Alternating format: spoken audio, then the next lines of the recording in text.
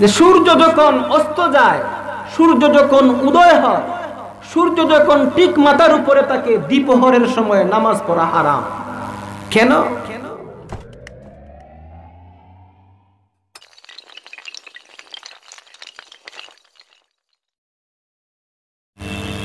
আসসালামু আলাইকুম রহমতুল্লাহি ওয়া বারাকাতুহু। আলহামদুলিল্লাহ আলহামদুলিল্লাহিল্লাযী জাআলা আশ-শামসা ওয়াল কমারা ওয়া ফাদ্দালা জামানান আলা জামান কামা ফাদ্দালা মাকানান আলা মাকান وإنسانا على إنسان ونشهد أن لا إله إلا الله وحده لا شريك له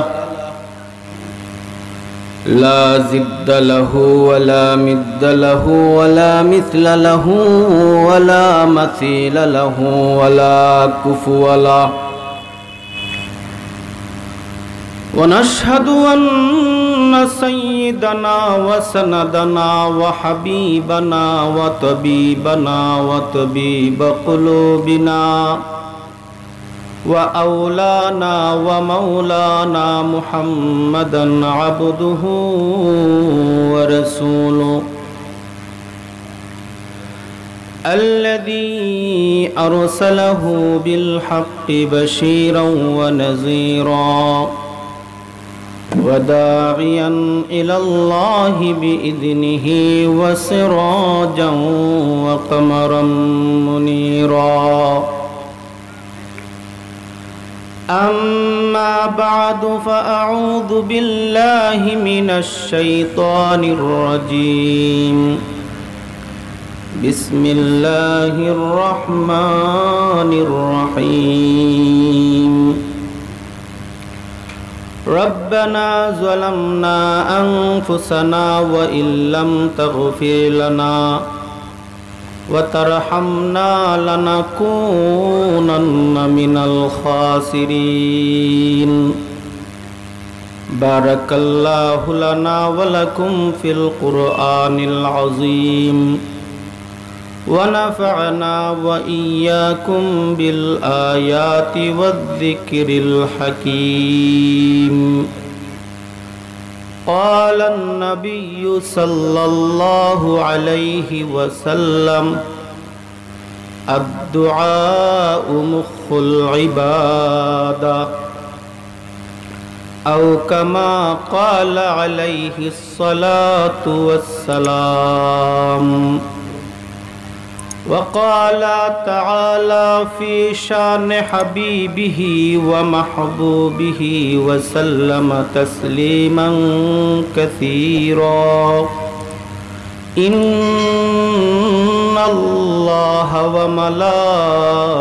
وملائكته يصلون على النبي يا أيها الذين آمنوا صلوا عليه وسلموا تسليما اللهم صل على محمد وعلى آل محمد كما صليت على إبراهيم وعلى آل إبراهيم إنك حميد مجيد اللهم بارك على محمد وعلى آل محمد كما باركت على إبراهيم وعلى آل إبراهيم إنك حميد مجيد مولاي صل وسلم دائما أبدا على حبيبك خير الخلق كلهم بلغ العلا بكماله كشف الدجى بجماله حسنت جميع خصاله صلوا عليه وآله بلغ العلا بكماله كشف الدجى بجماله حسنت جميع خصاله صلوا عليه وآله فقير كملجا ضعيف كمأوى यतीमों का वाली गुलामों का मौला बलगल उला बिकमालिही कशफत दुजा बिजमालिही हसनत जमीओ खिसालिही सल्लु अलैहि व आलिही। अल्हम्दुलिल्लाह। আল ফারুক ইসলামী যুব সংঘ রাবারবাড়ি 2 দিনব্যাপী তাফসিরুল কোরআন মহাসম্মেলনের আজ দ্বিতীয় দিনের এই অধিবেশনের মঞ্চে উপবিষ্ট মহামান্বিত সভাপতি, উপস্থিত কোরআন সুন্নাহর ধারক এবং বাহক হযরত উলামায়ে কেরাম, আগামী দিনের জাতির কর্ণধার আজিজ তালাবা হযরত, সর্বস্তরের আম জনতা, পর্দার আড়ালে অবস্থানরত আমার অত্যন্ত সম্মানিত মা ও বোনেরা, সর্বপ্রথম আমরা আল্লাহ তাআলার দরবারে কালিমাতুশ শুকুর আদায় করি যে আল্লাহ আমাদেরকে দয়া করে, মায়া করে, ভালোবেসে রহমতি, বরকতি, জান্নাতি আয়োজনে কোরআনের তাফসিরের মাহফিলে আসার বসার তৌফিক দান করেছেন এবং কোরআন হাদিস থেকে দ্বীনি আলোচনা করার এবং শোনার তৌফিক দান করেছেন। এজন্য আমরা সবাই অন্তরের অন্তরস্থল থেকে দিলকুলে মহব্বতের সুরে, আবেগ ভরে আওয়াজ করে, সমস্বরে সবাই পড়ি আলহামদুলিল্লাহ। মুহতারাম হাজিরিন, আমি আমার মূল আলোচনায় যাওয়ার আগে প্রাসঙ্গিক কিছু কথা বলতে চাই। আপনারা ফুল চিনেন, ফুল গাছে যে বাগানে যে ফুল ধরে, ফুল, এই ফুল থেকে 2টা পোকা রস নেয়।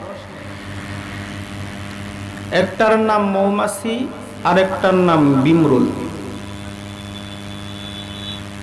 এই মৌমাছি পোকাটা ফুল থেকে যেই রসটা তার পেটের ভিতরে যায়, এই রসটা গিয়া মৌমাছির পেটের ভিতরে হয় মধু। কি হয়? মধু। আর বিমরুল ওই একই গাছের একই ফুল থেকে রস নিল, কিন্তু তার পেটে গিয়া হয় বিষ। বিমরুলের খামর গাইছে, বেঙ্গুর যে আছে না, মানে হয় আদাত তলে গিয়েও, আদাত পানির তলে গিয়েও খামর দেয়। আরেকটা পোকা আছে প্রজাপতি, সে ফুলের রস খায় না, রস পান করে না, বরং এক ফুল থেকে আরেক ফুলে উড়ে বেড়ানোই তার কাজ। কয়টা পোকা পাইলাম? 3টা। একটা পোকা রস নিয়া পেটের ভিতরে হয় মধু, আরেকটা পোকা রস নিয়া পেটের ভিতরে হয় বিষ, আরেকটা পোকা সে রস নেয় না, বরং এক ফুল থেকে আরেক ফুলে উড়ে বেড়ায়। তো আজকাল আমাদের শ্রোতাও এইভাবে 3 প্রকার। শ্রোতা কয় প্রকার? এক প্রকার শ্রোতা আছে যারা ওয়াজ মাহফিলে আসে, কোরআন হাদিসের আলোচনা শুনে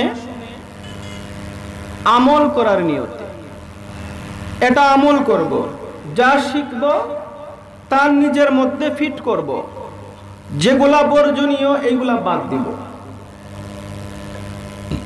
আরেক প্রকারের শ্রোতা আছে ওয়াজে আইসা ওয়াজির ভুল ধরে। কি ধরে? ভুল ধরে। আরে কি ওয়াজ করলো রে বা, এইসব বস্তু আমি পারি। হাদিস ভুল বলছে, কথা ভুল হইছে, ওয়াজির টুপি লম্বা, ওয়াজির দাড়ি বাট্টি, ওয়াজির সুর বালানা, ওয়াজির কণ্ঠ সুন্দর না, টান দিলে বেকাতেরা চইলা যায়, এরকম শ্রোতা আছে না নাই?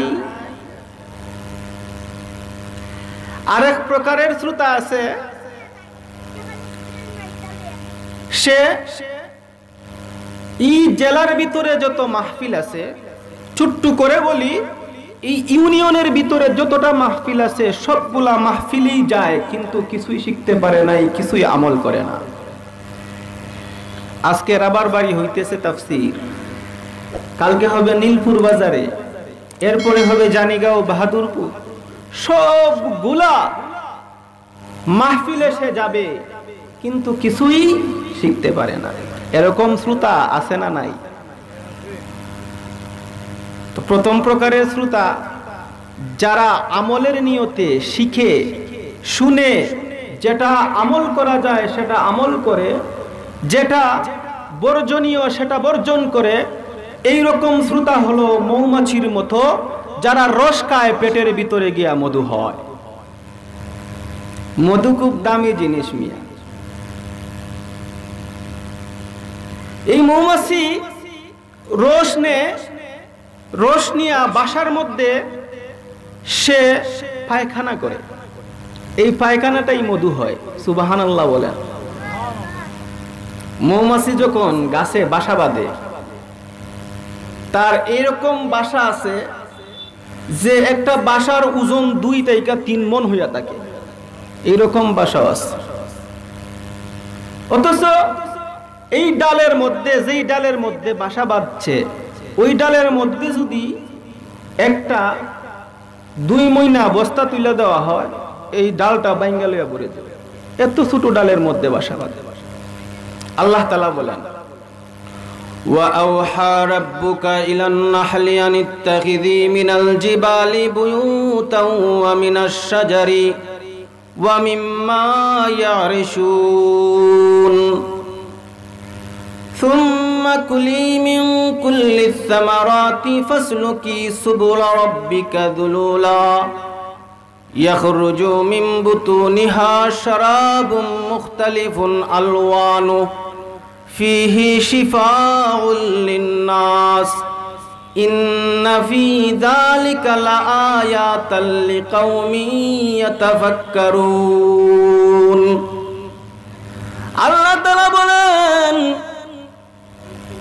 মৌমাছি ফুল থেকে রস নেয়, ওই রস নিয়ে তার বাসার মধ্যে পায়খানা করে, বাসাটা সে গাছেও বানায়, পাহাড়েও বানায়, বাসাটা সে গড়ের কোনায়ও, মানুষের বসস্থানের গড়ের কোনায়ও বানায়া থাকে। ওই রসটাইকা মধু হয়, এক এক প্রকারের মধু এক এক রকম।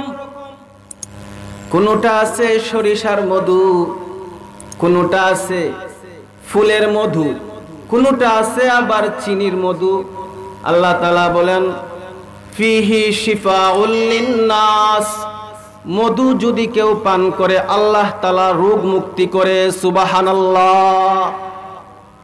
মধু পান করলে রোগ মুক্তি হয় মিয়া, এটা 1 নম্বর ওষুধ।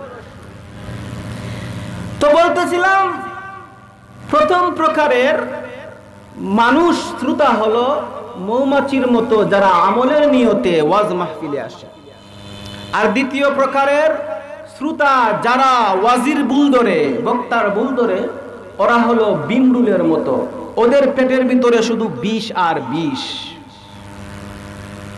আর তৃতীয় প্রকারের শ্রোতা হলো যারা এক মাহফিল থেকে আরেক মাহফিলে ঘুরে বেড়ায়, সেটা হলো প্রজাপতির মতো, যেটা এক ফুল থেকে আরেক ফুলে শুধু ঘুরেই বেড়ায়, রস পান করে না। তো আমরা কয় নম্বরের শ্রোতা হব? 1 নম্বরের শ্রোতা হব। মৌমাছির মতো হব, রস নেব, ইলম শিখব এবং তার উপর আমল করব। আল্লাহ তাআলা আমাদের সবাইকে তৌফিক দান করুক। সবাই বলেন আমিন।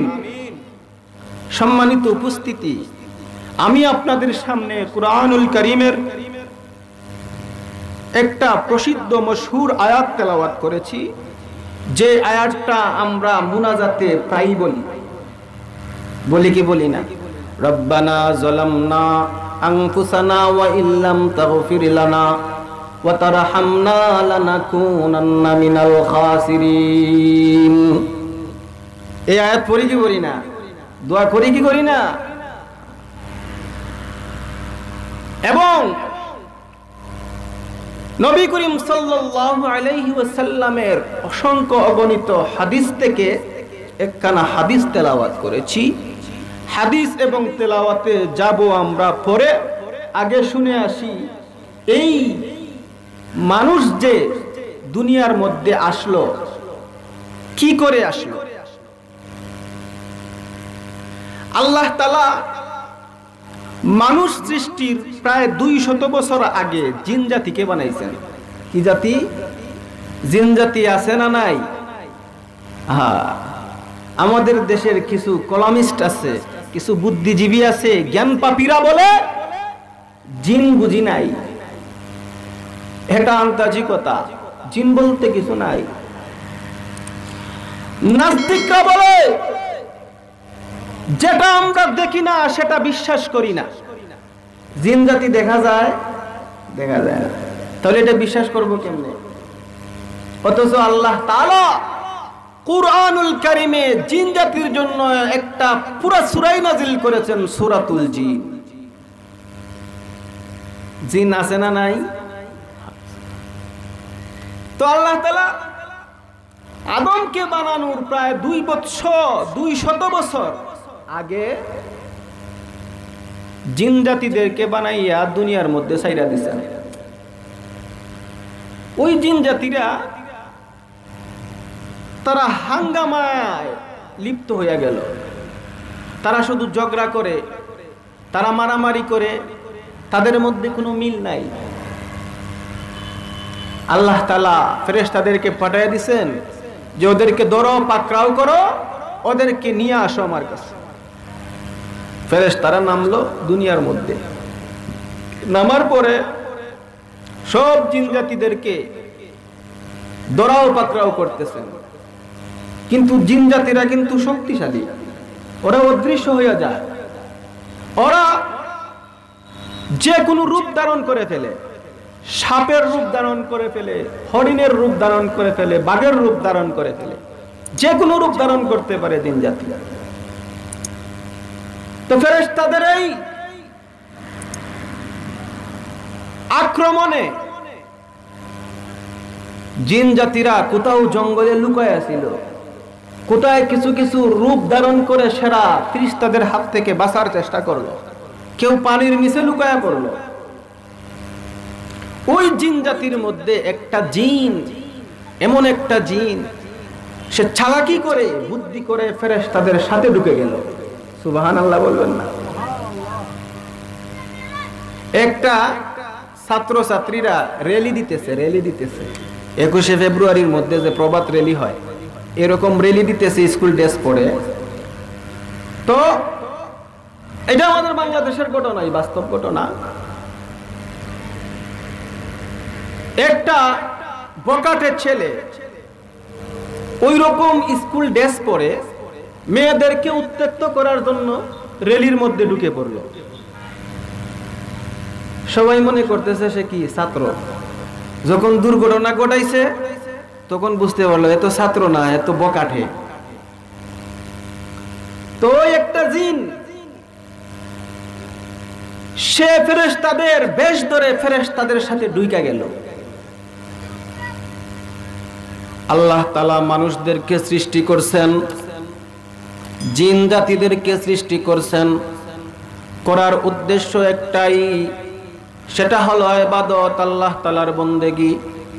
ওয়া মা খালাকতুল জিন্না ওয়াল ইনসা ইল্লা লিয়াবুদুন। আল্লাহ তাআলা বলেন, আমি জিন জাতিদেরকে সৃষ্টি করেছি, মানুষ জাতিদেরকে সৃষ্টি করেছি শুধুমাত্র ইবাদত করার জন্য। কিন্তু ওরা ইবাদত করবে, ইবাদত করার শক্তিও জিন জাতি এবং মানুষ জাতির মধ্যে আছে, কিন্তু ফেরেশতাদের মধ্যে শুধু ইবাদত করার শক্তি, জিন জাতিরা ইবাদত করতে পারে, মানুষ জাতি ইবাদত করতে পারে, আবার গুনাহ করতে পারে। এদের গুনার শক্তিও আল্লাহ দিছে, কিন্তু ফেরেশতা আল্লাহ তাআলা বানাইছে এরা শুধু ইবাদত করে, এরা কোনো গুনাহ করতে পারে না। গুনার শক্তি আল্লাহ তাআলা তাদেরকে দান করে নাই। ওই জিনটা গুনাহ করার শক্তি থাকা সত্ত্বেও ফেরেশতাদের সাথে ঢুকে এমন ভাবে ইবাদত বন্দেগী করা শুরু করে দিয়েছে, আল্লাহ তাআলা তাকে পছন্দ করে ফেলেছেন এবং ফেরেশতাদের সাথে অন্তর্ভুক্ত করে তাদেরকে ফেরেশতাদের সরদার বানায়া দিলেন। সরদার বানায়া দিলেন, জিন জাতি হয়ে গেছে ফেরেশতাদের সরদার। এরপরে আল্লাহ তাআলা আদম বানাইছেন।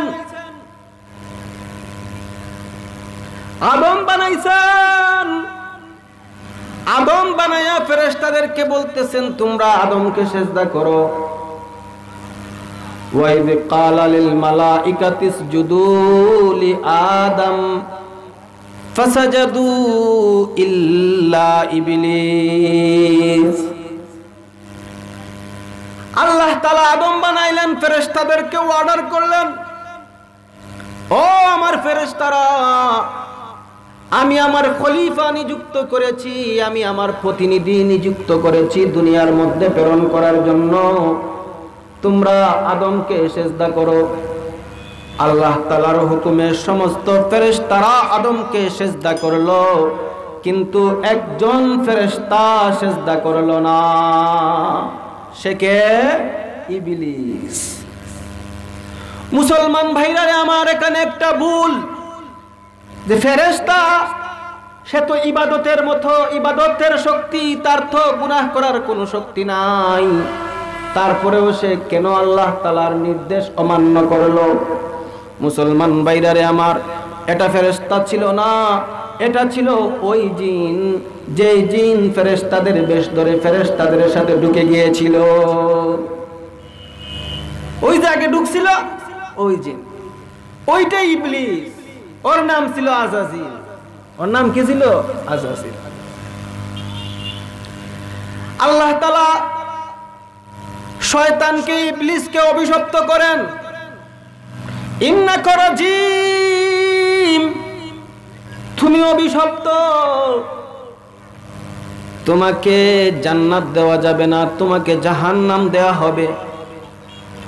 ইবাদত বন্দেগী করেছো, ফেরেশতাদের মতো ইবাদত করেছো, কিন্তু আল্লাহ তাআলার হুকুম অমান্য করার কারণে তুমি চির অভিশপ্ত, তুমি চির জাহান্নামী।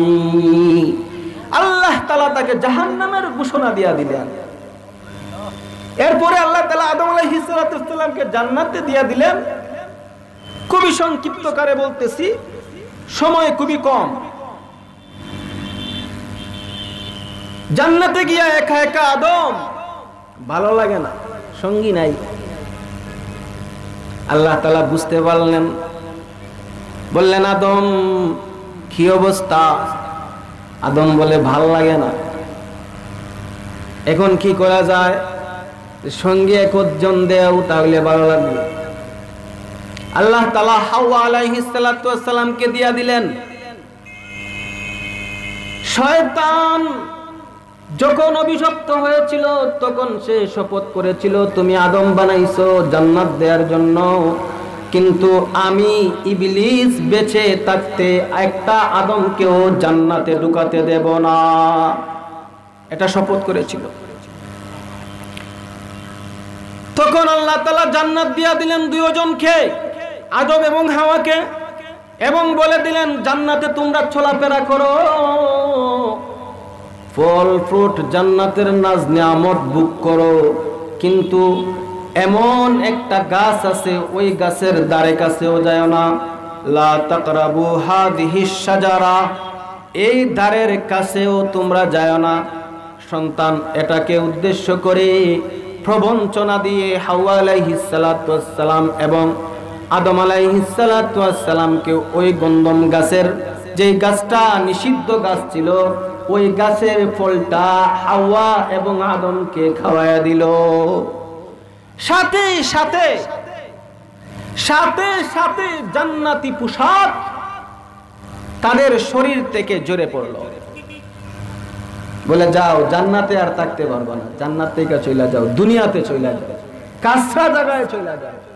দুনিয়া কি? কাঁচরা ডাস্টবিন দুনিয়া। মুসলমান ভাইরা রে আমার, কিতাবের মধ্যে লেখছে ওই সময় দুনিয়া ছিল চতুর্দিকে অন্ধকার, আলোর কোনো সুবাস পর্যন্ত নাই, আলোর কোনো চিহ্ন নাই।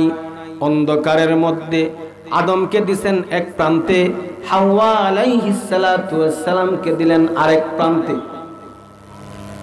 40 বছর আল্লাহ তাআলার কাছে তওবা করতেছেন, দোয়া করতেছেন, আল্লাহ ভুল হয়ে গেছে, মাফ করে দাও প্রভু, তুমি তো গফফার, আমরা তো গুনাহগার, মাফ কইরা দাও। 40 বছর অন্ধকারের মধ্যে আল্লাহ তাআলার কাছে পানা চাইতেছে, আল্লাহ মাফ কইরা দাও। আল্লাহ তাআলা মাফ করে না। 40 বছর হয়ে গেল, আল্লাহ তাআলা মাফ করে না।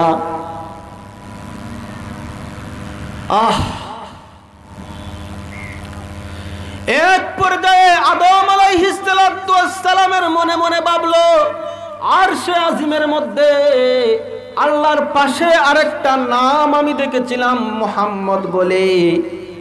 আল্লাহর পাশে যেহেতু নামটা, এই নামটাও আল্লাহর কাছে দামি হবে, মুহাম্মদের উসিলা করে, আখেরি পয়গম্বরের উসিলা করে, আখেরি পয়গম্বরের হাওলা দিয়া বলে, আল্লাহ তোমার পাশে যেই নামটা, সেই নাম হয়তো তোমার কাছে খুব প্রিয়, সেই নামের উসিলায় আমাদেরকে মাফ করে দাও। আদম আলাইহিস সালাতু ওয়াস সালাম দোয়া করে, রব্বানা যালামনা আনফুসানা ওয়া ইল্লাম তাগফির লানা ওয়া তারহামনা লানাকুনান্না মিনাল খাসিরিন। এই আদম আলাইহিস সালাতু ওয়াস সালামের দোয়াকেই আল্লাহ তাআলা পছন্দ করে কুরআনের মধ্যে এনেছেন। সুবহানাল্লাহ বলেন। এখানে আমার কথা হলো, ভুল আদমও করেছিল, শয়তানও করেছিল। ভুল আদমও করেছিল, শয়তানও করেছিল। শয়তান তওবা করে নাই, মাপ পায় নাই। আদম তওবা করেছে, আল্লাহর কাছে দোয়া করেছে, এই জন্য আদম মাপ পাইছে। কথা বুঝে আসছে? আদম তাওবা করেছিল, আল্লাহর কাছে পানা চেয়েছিল, আল্লাহর কাছে দোয়া করেছিল, আদমকে আল্লাহ তাআলা মাফ কইরা দিবেন। শয়তান পানা চায় নাই, দোয়া করে নাই, তাওবা করে নাই, এই কারণে শয়তানকে আল্লাহ তাআলা মাফ করেন নাই। মুসলমান ভাইরারে আমার, দোয়া হলো এমন এক ইবাদত, যেই ইবাদত আল্লাহ তাআলার কাছে অনেক গ্রহণযোগ্য। আদম দোয়া করেছিল, আদমকে মাফ করে দিয়েছেন। ওইদিকে ইব্রাহিম আলাইহিস সালাতু ওয়াস সালাম 80 বছর হয়ে গেছে, কোনো সন্তান হয় না, বুড়া হয়ে গেছে, সন্তান হয় না। আল্লাহর কাছে দোয়া করেছে, সন্তান দিয়া দিছে। কোরআনের মধ্যে লেখছেন, রাব্বি হাবলি মিনাস সালিহিন। ইব্রাহিম আল্লাহর কাছে দোয়া করে, আল্লাহ আমাকে একটা নেককার সন্তান দান করো, আমাকে একটা সন্তান দান করো। আল্লাহ তাআলা তার দোয়াকে কবুল করে নিয়া বলে, ফাবাশশারনাহু বিগুলামিন হালিম, যে ভালো একটা সন্তান, হালিম একটা সন্তান তোমাকে দিয়া দিলাম। এখানে হালিমের তাফসীর আছে অনেক, এটা বলার সময় নেই। মুসলমান ভাইরা রে আমার, বলতেছিলাম দোয়া এমন একটা ইবাদত, যেই দোয়ার কারণে আল্লাহ তাআলা সারা জীবনের গুনাহকেও মাফ কইরা দিতে পারেন। যদি আল্লাহ চান, ইনশাআ ইয়াগফির লাহু ওয়া ইনশাআ আযাবাহু।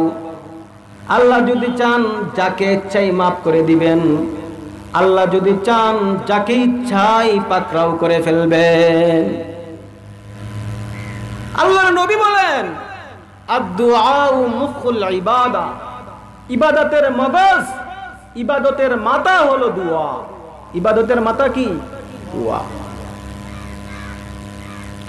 দোয়া আমরা করি, অনেক সময় অনেকে প্রশ্ন করে যে হুজুররাও দোয়া করে, আম পাবলিকে দোয়া করে, ওলিয়া উলায় দোয়া করে, সবাই দোয়া করে, কিন্তু দোয়া তো কবুল হয় না। এরকম প্রশ্ন আছে না নাই?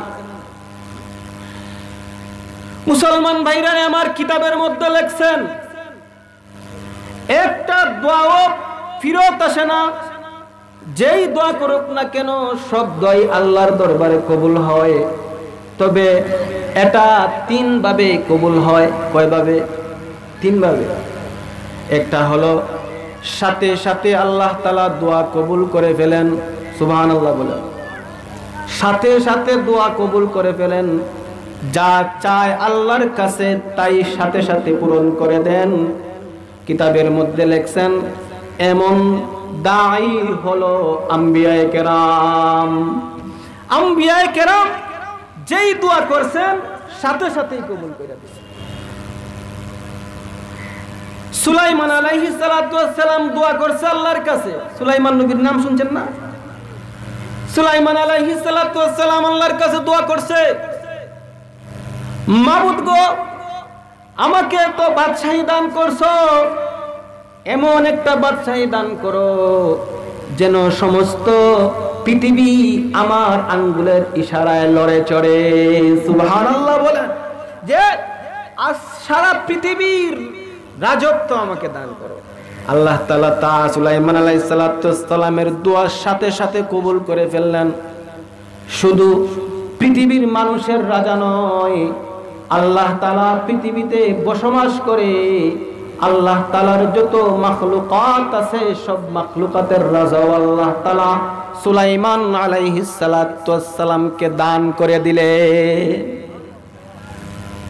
শুধু মানুষের রাজা না মিয়া, পিঁপড়ারও রাজা, জিনেরও রাজা। জিন শক্তিশালী, মানুষের চাইতে অনেক শক্তিশালী জিন। জিনেরও রাজা বানায়া দিলেন, বাদশাহী দান করলেন আল্লাহ। একবার সুলাইমান আলাইহিস সালাতু ওয়াস সালাম সৈন্য সেনা নিয়া খোলা মাঠের মধ্যে ঘোড়া দিয়া সোয়ার করতেছিলেন। পিঁপড়ার সর্দার সব পিঁপড়াকে, প্রত্যেকটা পিঁপড়াকে, যত পিঁপড়া আছে সব পিঁপড়াকে ওয়ার্ডার করে ফেললো যে সুলাইমান সহ সুলাইমানের সৈন্যবাহিনী ঘোড়ার মধ্যে দিয়ে আসতেছে, সাবধান, তাড়াতাড়ি গর্তের ভিতরে ঢুকো, না হলে ঘোড়ার পাড়ায় তোমরা জান বিনাশ হয়ে যাবে। পিঁপড়া সবাইকে সতর্ক করলো। সুলাইমান আলাইহিস সালাতু ওয়াস সালামের কাছে পিঁপড়ার আওয়াজ শুনতে পেল। সুলাইমান আলাইহিস সালাতু ওয়াস সালাম পিঁপড়ার কথা শুনে ফেললেন। শোনার সাথে সাথে সমস্ত সৈন্যকে বলে দিলেন, তোমরা আর এক পাও আগায়ো না, পিঁপড়ার রাজার ওয়ার্ডার, পিঁপড়া গর্তে ঢুকবে, তারপরে আমরা ঘোড়া নিয়ে চলবো। সুবহানাল্লাহ। পিঁপড়ার কথাও আল্লাহ তাআলা সুলাইমানকে বুঝার শক্তি দিয়ে দিয়েছে। শুধু পিঁপড়ার কথা নয়, পাখির কথাও সুলাইমান আলাইহিস সালাতু ওয়াস সালাম শুনতেন, বুঝতেন। পাখির সাথে সুলাইমানও কথা বলতেন। সুবহানাল্লাহ বলেন। পাখির কথা কি আমরা বুঝি? কাউয়া ডাকে কাকা, কি বলে কে বলতে পারে? বিড়াল ডাকে মিউ মিউ, কিছুই তো বোঝা যায় না। সুলাইমান আলাইহিস সালাতু ওয়াস সালামকে আল্লাহ তাআলা এমন বাদশাহী দান করেছেন, যেই বাদশাহিতের কারণে সমস্ত মাখলুকাতের কথা সুলাইমান আলাইহিস সালাতু ওয়াস সালাম বুঝে। হুদহুদ পাখির সাথে কথা বলেন। হুদহুদ খবর নিয়ে আসছে যে একটা রাজ্য আছে, ওই রাজ্যের প্রধানমন্ত্রী হলো একজন মহিলা, তার নাম বিলকিস। তার নাম কি? বিলকিস। হুদহুদ পাখি আইসা বলতেছে সুলাইমানকে যে ওই রাজা ওই রাজ্যের রানীটা খুব সুন্দরী, তাদের যেমন ধনবল তেমন জনবল, সম্পদ আছে, জনপদ আছে, সব কিছু আছে। ও সুলাইমান, তবে তাদের একটা সমস্যা আছে। কোরআনের মধ্যে আল্লাহ তাআলা বলেছেন ঘটনাটা, তাদের একটা সমস্যা আছে, তারা সূর্যের পূজা করে। নাউজুবিল্লাহ, সূর্যের পূজা করে। আমাদের ফুকাহায়ে কেরাম বলেন যে সূর্য যখন অস্ত যায়, সূর্য যখন উদয় হয়, সূর্য যখন ঠিক মাথার উপরে থাকে, দ্বিপ্রহরের সময় নামাজ পড়া হারাম। এই মাসালা জানেন? 3 বেলা নামাজ পড়া হারাম। কেন? যে ওরা সূর্য যখন উদয় হইতো সূর্যের পূজা করত, বিলকিসের পার্টি। সূর্য যখন অস্ত যাইতো ওই সময় সূর্যের পূজা করত। সূর্য যখন দ্বিপ্রহর হইতো মাথার উপরে আসতো, তখন ওই তারা সূর্যের পূজা করত। মুসলমান ভাইরারে আমার, হুদহুদ পাখি ইব্রাহিম এই সুলাইমান আলাইহিস সালাতু ওয়াস সালামকে বলে, ও সুলাইমান, তুমি তাদেরকে দ্বীনের দাওয়াত দাও এবং মুসলমান বানায়া ওই বিলকিস রানীকে তুমি বিবাহ কইরা ফেলাও। বিয়ার কথা শুনলে সবাই একটু মনে মনে খুশি হয়। মুরব্বী মানুষ আছে এখানে অনেক, তাদেরকে যদি বলেন যে দাদা সাহেব বিয়া করবেন, ইচ্ছা তো ছিল, শরীরে তো মানতো না, কিন্তু মনে মনে খুশি না বেজা। এখানে আগে আমি সংক্ষেপে বলতেছি, হুদহুদ পাখির উপর সুলাইমান খুব রাগান্বিত হয়ে গেছিলেন। এই জন্য হুদহুদ পাখির এই কথাটা শুনে সুলাইমান আলাইহিস সালাতু ওয়াস সালাম খুশি হয়ে গেলেন। চিঠি পাঠাইলেন বিলকিসের কাছে দ্বীনের দাওয়াত দিয়া, যে বিলকিস তুমি আমার রাজ্যে আসো, তোমার সাথে কথা আছে। জিনকে আল্লাহ তাআলা এমন শক্তি দান করছেন, এমন ভাবে চিঠি পৌঁছাইল অন্দরমহলের মধ্যে, বিলকিসও টের পেল না, বিলকিসের সৈন্য সেনারাও টের পেল না, ঘরটা ছিল বন্ধ। এরপরেও জিনের শক্তির কারণে বিলকিসের কাছে সুলাইমান আলাইহিস সালাতু ওয়াস সালামের চিঠি পৌঁছে গেল। মুসলমান ভাইরা আমার, আমি বলতেছিলাম যে সুলাইমান আলাইহিস সালাতু ওয়াস সালাম বাদশাহী পালেন কিসের কারণে? যে দুয়ার কারণে। দুয়ার কারণে। ইব্রাহিম 80 বছর বয়সে সন্তান পেলেন কিসের কারণে? দুয়ার কারণে। আমরাও যদি এইরকম দোয়া করি আল্লাহর কাছে যে আল্লাহ আমাদেরকে হেদায়েত দান করো, আমাদেরকে 5 ওয়াক্তের নামাজ পড়ার তৌফিক দান করো, আল্লাহ তাআলা আমাদের দোয়া কবুল করবেন। আমি বলতেছিলাম যে দোয়া 3 ভাবে কবুল হয়। প্রথমটা হলো সাথে সাথে, দ্বিতীয়টা হলো জীবনের কোনো এক সময়, তৃতীয়টা হলো যদি দুনিয়াতে কবুল নাও হয় তাহলে আখিরাতে এটা কবুল হবে। আল্লাহ তাআলা আমাদের সবাইকে তৌফিক দান করুক। সবাই বলেন আমিন। ওয়া আখিরি দাওয়ানা আলহামদুলিল্লাহি রাব্বিল আলামিন। আসসালামু আলাইকুম।